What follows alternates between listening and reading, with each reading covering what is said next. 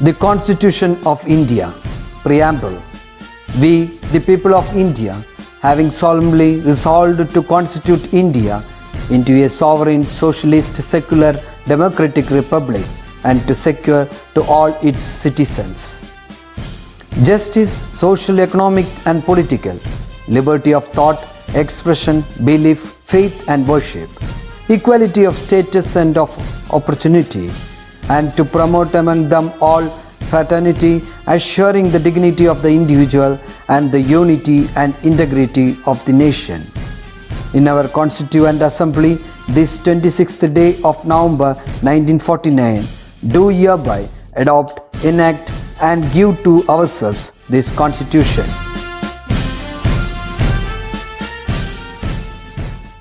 Welcome back all my dear 9th standard children. So how are you all? Yes, for past 2 weeks we were discussing about periodic table, right? Who proposed the modern periodic table? Henry Moseley, yes. He modified the Mendeleev's periodic table and gave us the trendy modern periodic table, right? In the last 2 classes, we were discussing about the features, important features of modern periodic table.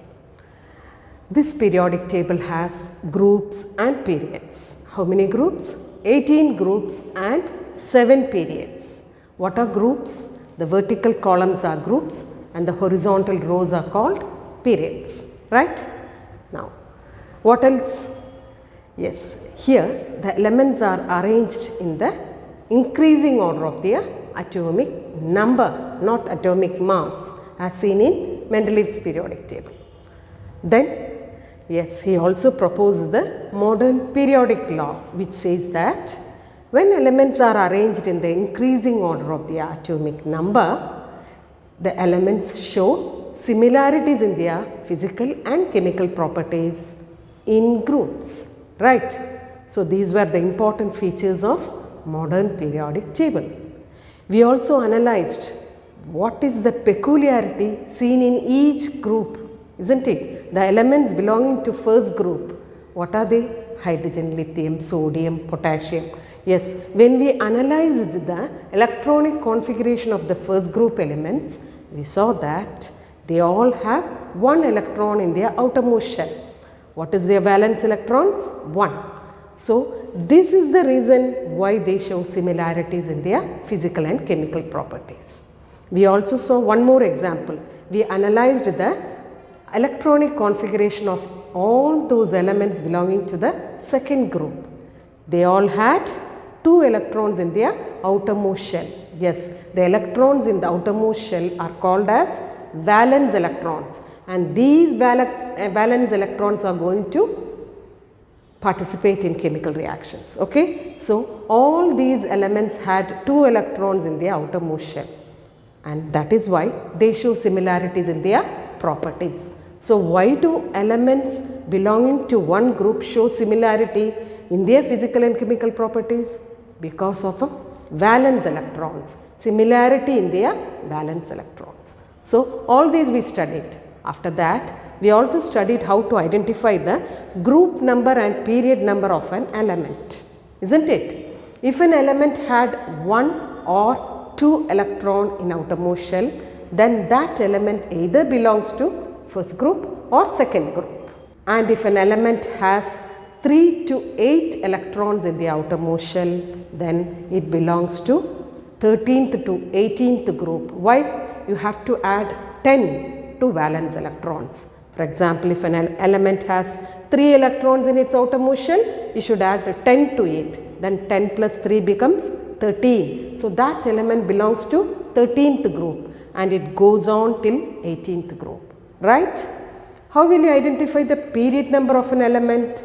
Just count the number of shells. For example, carbon, what is the atomic number? 6. Configuration 2, 4. So, how many shells are there? 2 electrons in the K shell and 4 electrons in L shell. So, 2 shells are there. So, carbon belongs to second period. So, you can easily identify the group number and period number of any element provided you know the electronic configuration. Children, remember this year you must definitely know at least 18 elements, okay? The atomic number and electronic configuration of 18 elements you have to study, okay? Now I am moving further into the topic, into this chapter. Please keep your periodic table open, okay, so that you can always refer. Until I finish this chapter, you must keep periodic table whenever you look into the video, okay. You place it in one hand and then watch a video so that you can refer and understand better, okay. Now we will move into our topic. Into all the 118 elements belonging to periodic table can be classified further, like we are grouping them into 4 groups, 4 categories, okay. The first category is representative elements. So which are representative elements? Elements belonging to first group, second group, 13th to 18th group are called representative elements. So clear? First group, second group, 13th to 18th group. These are all representative elements, okay. So what are the elements present? What are the peculiarity of elements present in this group? They may be metals, they may be non-metals, and they are metalloids also, okay. So the elements can be liquid, solid or gaseous elements also. Can you name some metals belonging to these representative elements? Just have a look into the periodic table. Sodium, potassium, gold, silver, isn't it? These are all metals. Non-metals?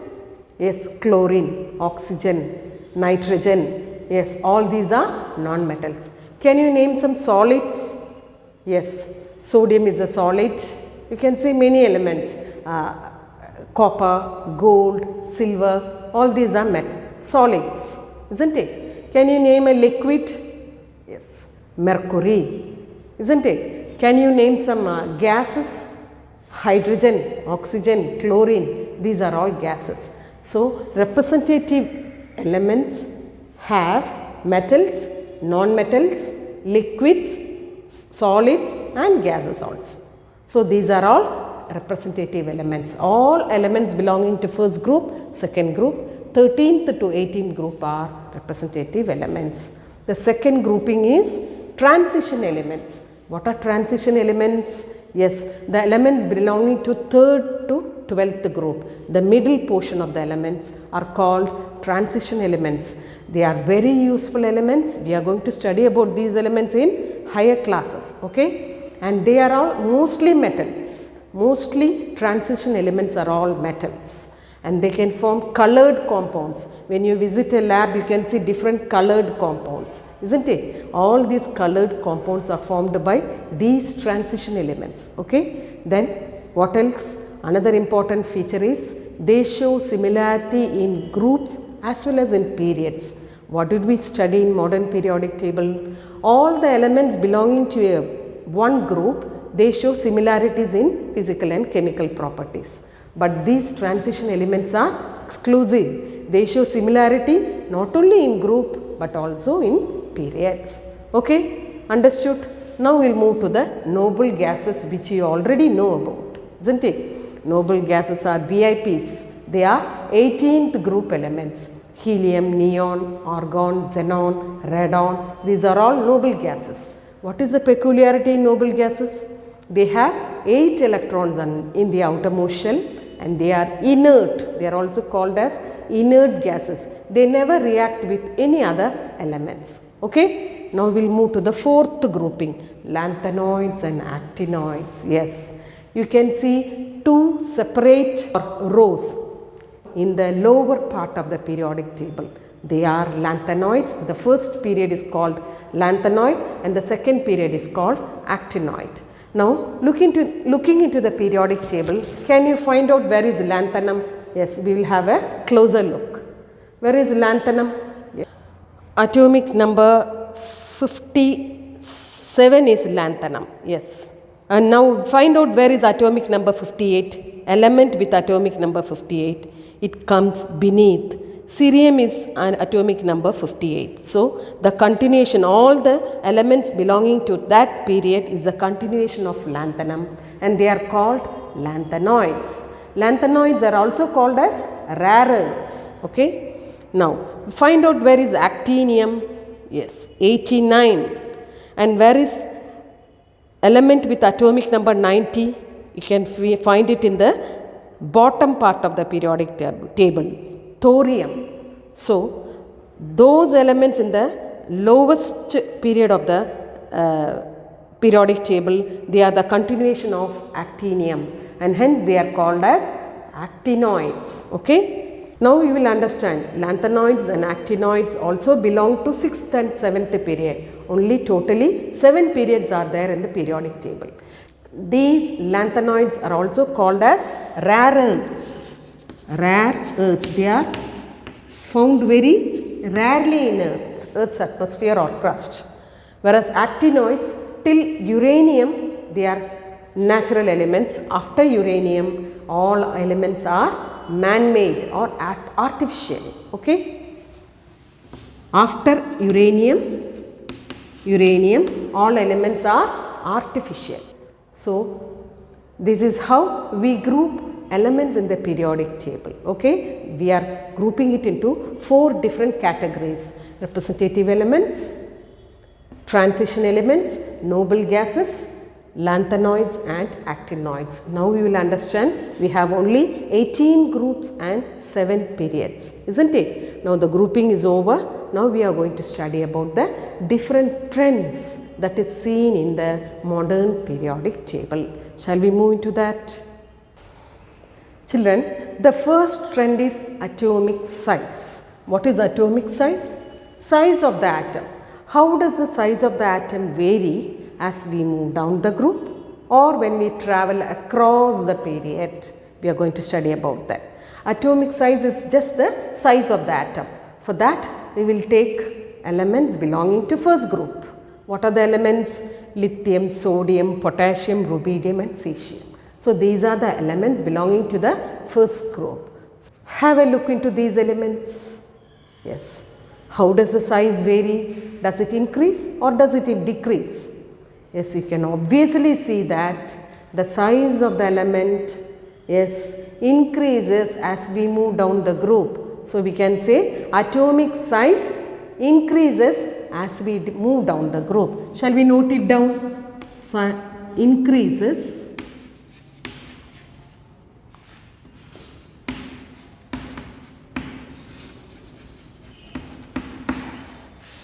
Okay, the atomic size increases as we move down a group.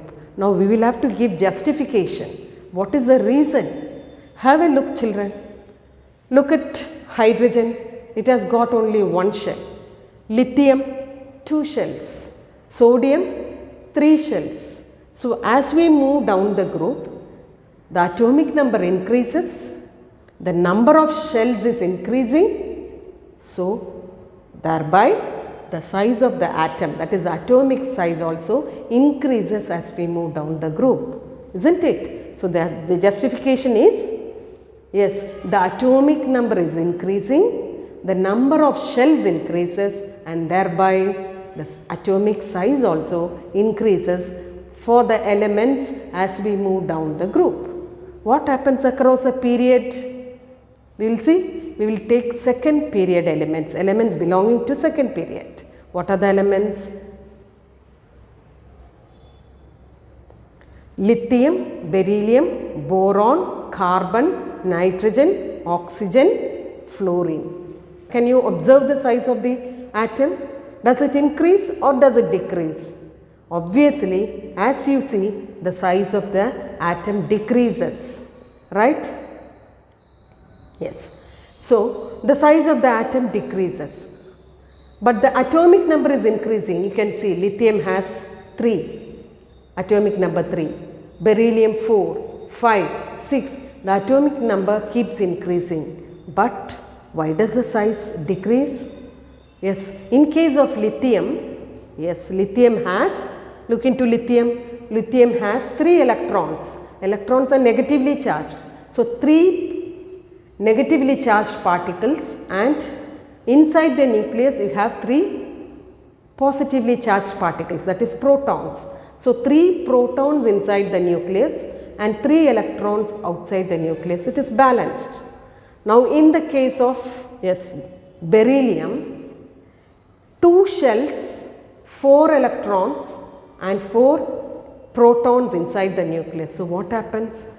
The number of shells doesn't increase, but the number of positively charged particles inside the nucleus is increasing. So these positively charged particles have a tendency to attract the shells towards itself. So there will be a slight shrinkage in the size of the atom. Let's take boron. Boron, yes, 5. Same 2 shells, 5 negatively charged particles outside the nucleus, that is 5 negatively charged particles around the nucleus, outside the nucleus, and 5 positively charged particles inside the nucleus. So what happens here? The same 2 shells only. So here the protons, that is 5 positively charged particles inside the nucleus of boron, will have a tendency to draw the electrons inside, and thereby there is a slight shrinkage in the size of the atom. So as we move across the period, positively charged nucleus has the tendency, the same number of shell. As we move across the period, the number of shell doesn't increase, the same 2 shells. So the positively charged particles or the positively charged nucleus will have a tendency to attract electrons towards itself, and thereby there is a shrinkage, slight shrinkage in the size of the atom. So what happens? As we move across the period, yes, the size of the atom decreases.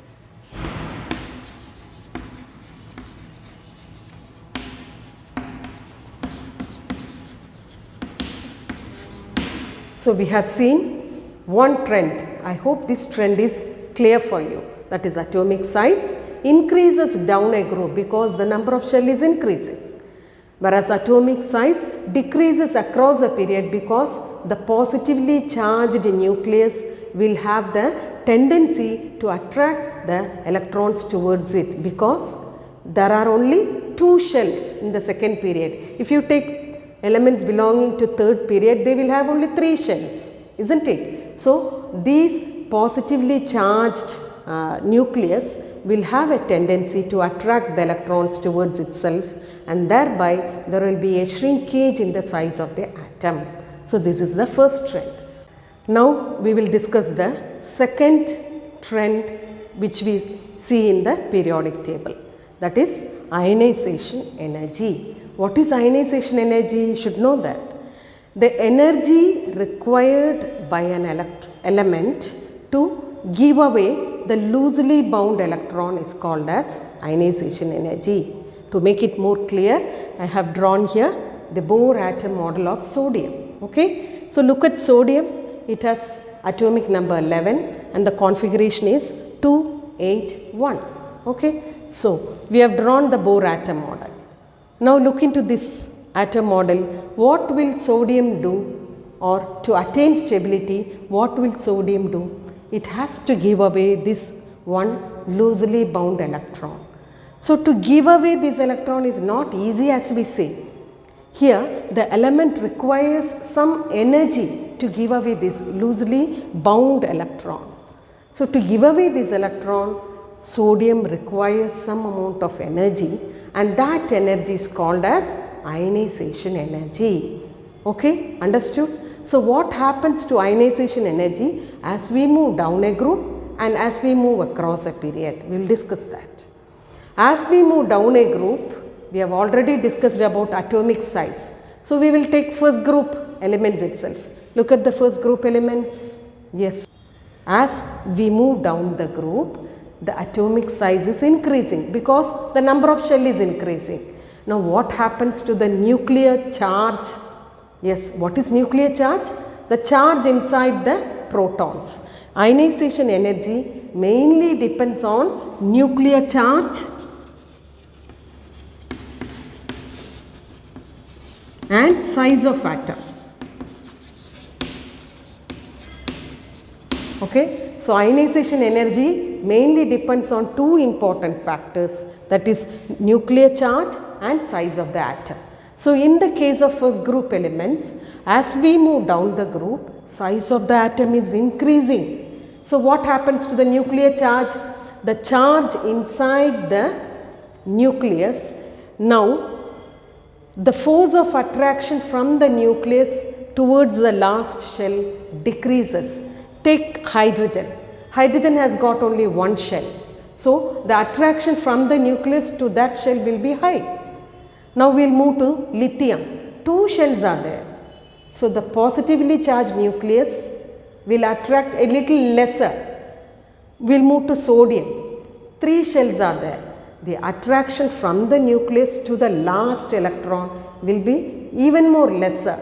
So, as we move down, the attraction, because since the size of the atom is increasing, the attraction from the nucleus to the last shell decreases, isn't it? The last shell has loosely bound electron. So, the attraction from the nucleus, that is the nuclear charge attraction from the nucleus to the last shell, to the electron in the last shell decreases, and so it is easy for the element to give away that loosely bound electron, isn't it?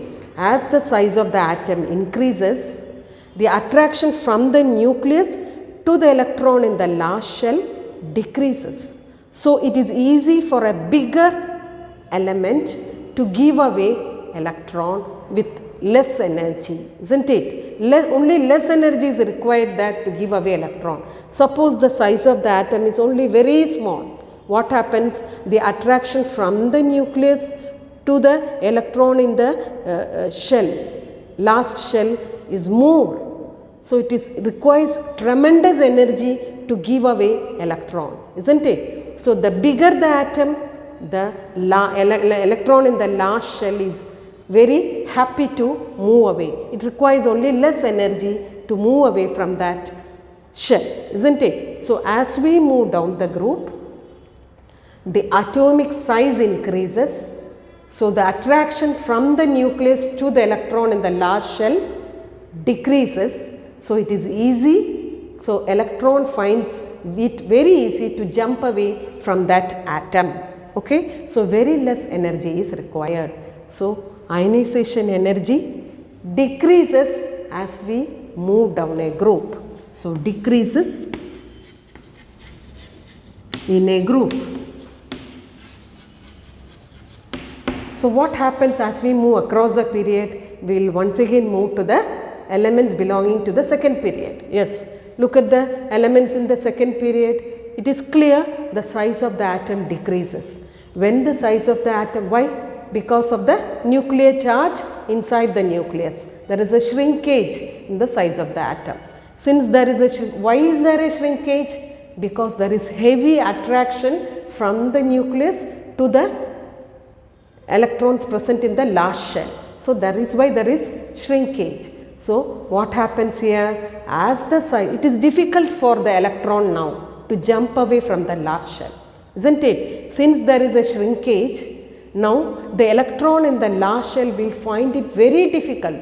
It requires tremendous energy to jump away from that shell. Okay? So, as we move across the period, size of the atom decreases, and so ionization energy increases.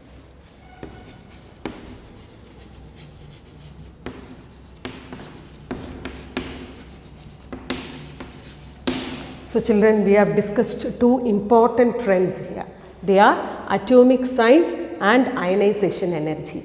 Atomic size, as we know, the size of the atom increases as we move down the group because the number of shell is increasing. Okay? That is why atomic size increases as we move down the group and atomic size decreases across a period. Why? Because the number of shell is same. Okay? Even the atomic number is increasing, the shell number is same. So, there is the nuclear charge is increasing there. That is why there is a shrinkage in the size of the atom. So, atomic size decreases across the period. The second trend was ionization energy. So what happens to the ionization energy? As we move down a group, size of the atom increases. It is easy now for the electron in the last shell to jump away. It requires only very less ionization energy.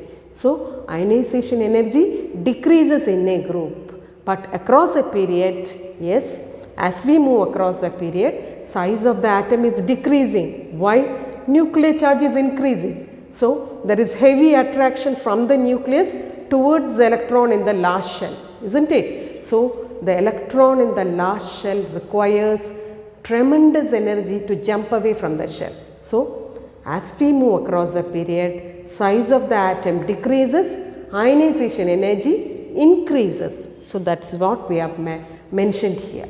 So I hope these two trends are clear for you children. I am sure this part will be a bit confusing for you. Don't skip the videos, replay it, watch again, and then if your doubt persists, you can always call me and clarify your doubt. So this week, just watch the video and write in your files whatever you have understood. Okay? Bye. We will continue the next trends in our next video session. Bye children.